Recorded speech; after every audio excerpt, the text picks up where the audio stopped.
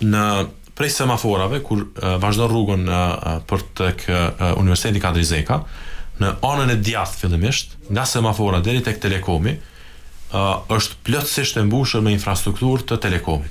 Pra, si më thon, kurrizi i infrastrukturës, pra infrastruktura kritike i shërbimeve që ofron Telekomi, qoftë rrjeti televiziv apo ai i internetit, është në atë pjesë në trotuar. Ndërkaq pusetat për infrastrukturën nëntoksore 40 në total, nga kjo rrugë deri nga semafora deri tek Universiteti Kadri Zeka, për më pak se 1000 metër kanë qenë rreth 40 puseta nëntoksore. Diametri ose hapësira brendshme ka qenë 2x2. Pra 2 metra e gjerë, 2 metra e thellë. Dhe në anën e majt prej semaforave, për rreth anësoreve të rrugës me trotuarin, është gypi 300 mm i ujësjellësit. Pak më brenda është infrastruktura nëntoksore e rrymës. Tash ku kishim përfunduar na, nëse kishim dashur me bëj një projekt me puseta 2 metra me 2 në trotuare. Pse nuk kem ujë mbledh sa kryetar këtë rrugë? Ta përfundoj këtë përgjigje pasë, madje ndoshta edhe po i zgjash shumë, po mundohem të më shkurt.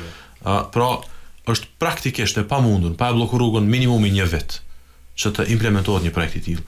Unë nuk e kam as vullnetin e as dëshirën që një prej rrugëve më aktive të qytetit tonë ta bllokoj për një vit. Cila është logjika kryetare e investimit pikërisht në rrugën Ademiashari për të krijuar parkingje?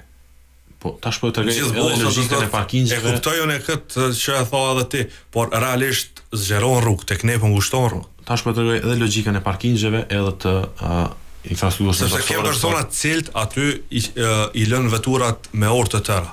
Pajtohem edhe për këtë, po këto janë probleme që i zgjidhen madje në vazhdimsi, sepse nuk zgjidhen gjitha me një. Ka ndonjë mjet që mund të bëhet me pagesë pra parkingjet pikërisht këto vende të rrugës Ademiashari.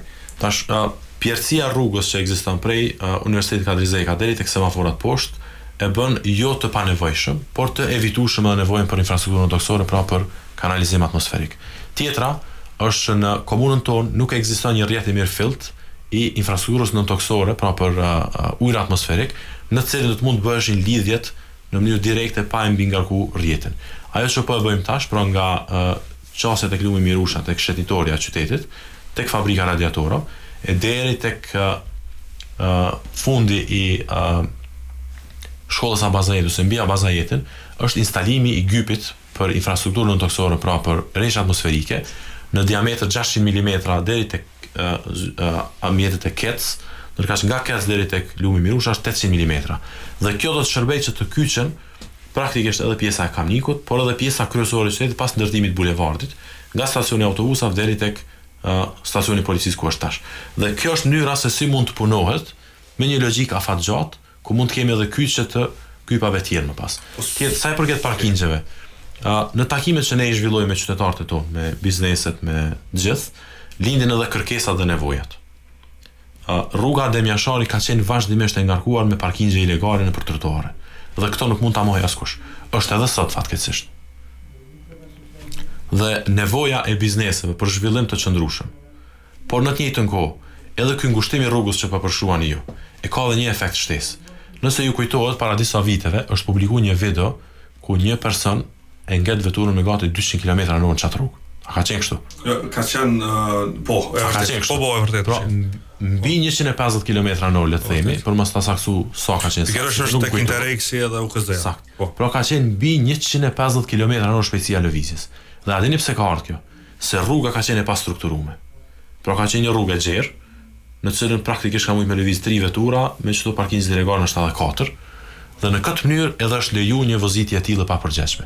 Tash me këtë organizim të mirë të rrugës që ka ndodhur, ku gjerësia rrugës është më shumë se sa standardi i komunikacionit që e kërkon për rrugë urbane, dhe me parkingjet që janë rregulluar po ashtu mirë, me trotuaret që tash janë të rrafshta dhe të kalueshme edhe për karroca, edhe për persona të kufizuar. Si mund të kaloj një emergjencë aty në rast se ndonjë kalon? Nuk është që nuk mund të kaloj emergjencë. Tash shumë është bë temë shumë.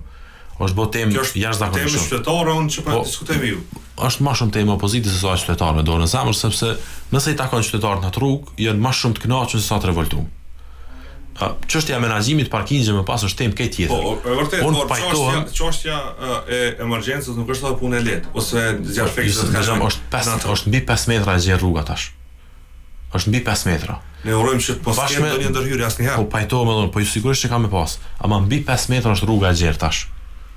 me mbi 5 metra gjerësi të rrugës, me një shmangje të vogël në anasht të dy veturave, me shumë lehtësi mund të kalojnë edhe automjete tjera të shërbimit të Profesor, uroj kështu të jetë. Po unë jo që më uroj se domethënë dëgjoni tash rruga është e ndërtuar sipas standardeve të komunikacionit. Dhe nëse standardet e komunikacionit janë në kundërshtim me intervenimet e urgjencave ose të nevojave tjera, atëherë nuk është problemi tek ne, por është problemi tek standardet e komunikacionit. Çështja edhe ujëmbledhësve, pse nuk E tregova pse thash që pjerësia e rrugës nuk e bën të domosdoshëm ujëmbledhësin aty.